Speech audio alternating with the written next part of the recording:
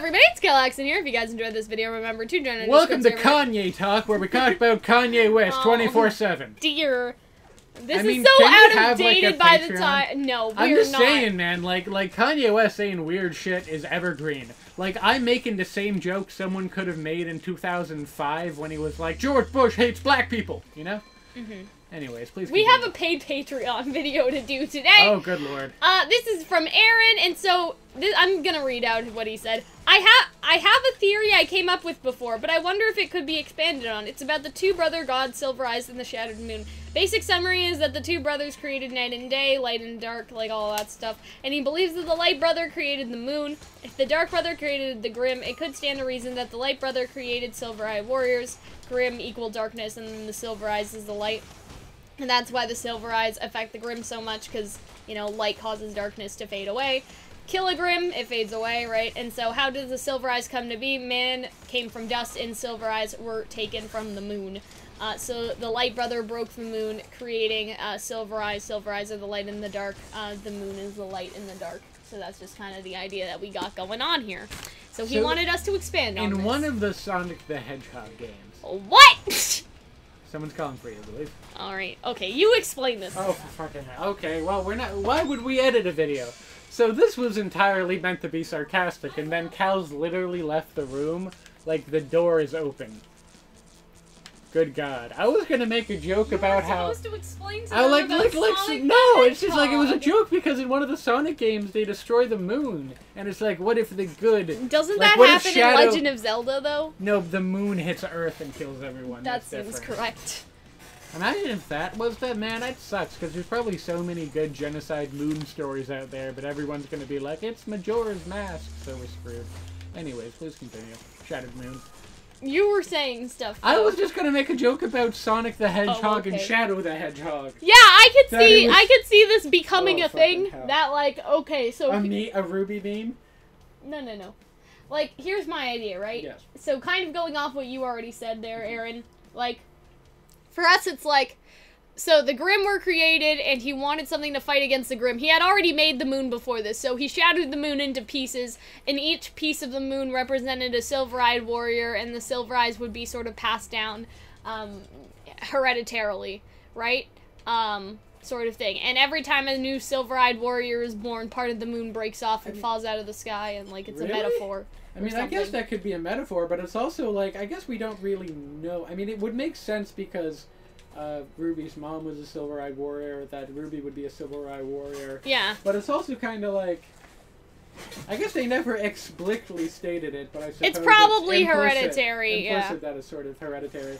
That would mean that, like, is it like a And so recessive look at gene? how broken the moon is, right? And so maybe if more silver-eyed warriors are born, the moon is It just becomes like one of more Saturn's cracked. rings. Yeah, exactly. Like, we're probably safe from Grim, guys. And so, yeah, it makes sense that one of the gods made silver-eyed warriors, right? Like, I know Ozpin made up the maidens and stuff like that, but I don't know. Like, Ozpin's powers so far have all been about turning somebody into something, not having somebody have hereditary powers, if that makes sense. Like, I don't know if Ozpin can mess with biology, is what I'm trying to tell you. Like, he makes people into birds, but, like, you understand what I mean? Like, the maidens, the powers transfer. They're not passed down by blood, right? They just sort of go wherever the fuck. Like, they're magic. They're magical. But, like, something like the Silver-Eyed Warriors would have to be sort of ingrained in a human biology if they are hereditary, right? Mm-hmm. And so that that speaks God more than Ozpin to me. I don't know about you. Yes, but I can't imagine Ozpin has anything to do with really the creation of the Silver-Eyed Warriors. That's definitely, like, that seems to be on the Light Brother side. Unless he broke the moon, but at the same time I'm like, I don't know. Or maybe it's just like the aesthetic of it. Like, you know how, you ever see Soul Eater?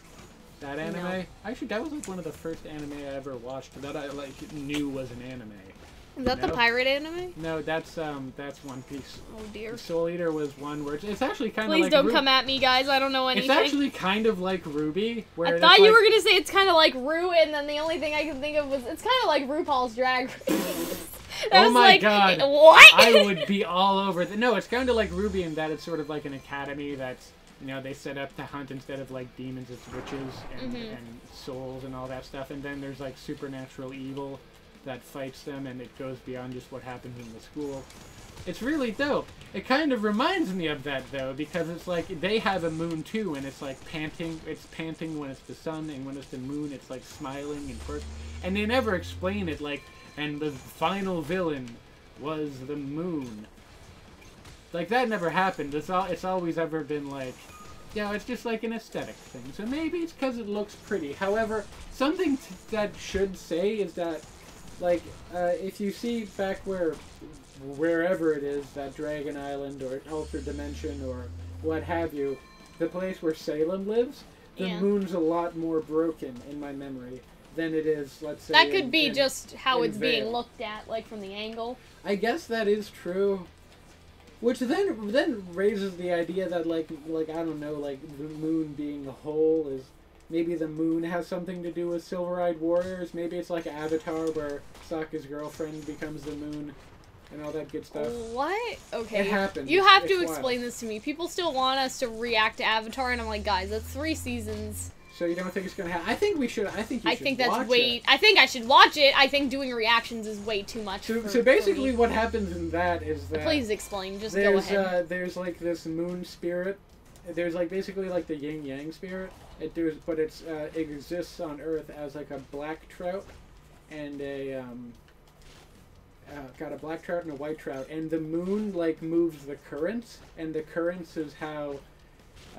The waterbenders like learn to waterbend. Like firebenders learned it from dragons, airbenders learned it from the flying bison, and earthbenders learned it, I believe, from giant moles. Okay. So basically, if you kill this moon spirit, which I believe it was Zuko killed the moon spirit, and then it destroyed the moon, or it blackened the moon, which meant that none of the water benders could use any of their waterbending magic, which basically meant that the Northern Water Tribe, Northern Water Tribe, because you saw in the first episode with Southern Water Tribes, Northern Water Tribes is like a big city, like the Northern Water Tribes is like New York, Southern is like small town in Tennessee, and so all of these people are being invaded by. I realize I'm really bad at explaining plots. I have no idea what's going on right now. Like, so everyone in that show is over in the Northern Water Tribe. Like, all that stuff about the moonfish, they exist. Okay. And then the Fire Nation attacks that, and they're about, and they're attacking, and they're all about to just get their shit fucked up. But in the last moment, all because, Zuko killed that fish. The fish that was the moon spirit, right? Which meant the moon had no power on Earth, which meant they couldn't waterbend, which means they were defenseless. Yeah. So what Sokka's girlfriend did was like, I was blessed by the moon spirit when I was born, so I would survive because I was very sick.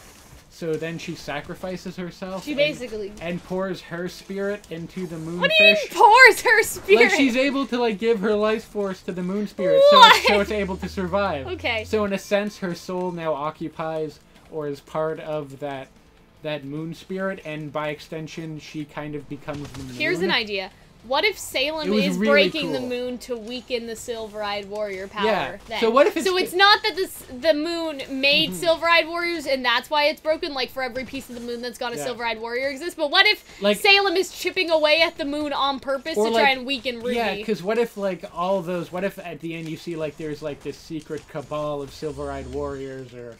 I don't know, that yeah, you're right, because when the moon is whole... then the true power of the Silver-Eyed Warriors. It's like a werewolf, yeah, exactly. When there's a full moon. And then kind of like that, they hurt the moon. Yeah, somehow, and so Salem is trying to chip away at the moon, and that's why there are different phases of the moon, because that's the side that she's chipping away at. You know what I mean? And so when there's a full moon, that's when they're at their worst. But then when there's the broken one that Salem made, that's when they're at their right. And then Jean Arc will die, and then he'll be like, "I'll become a fish for you," and he becomes the fish. God.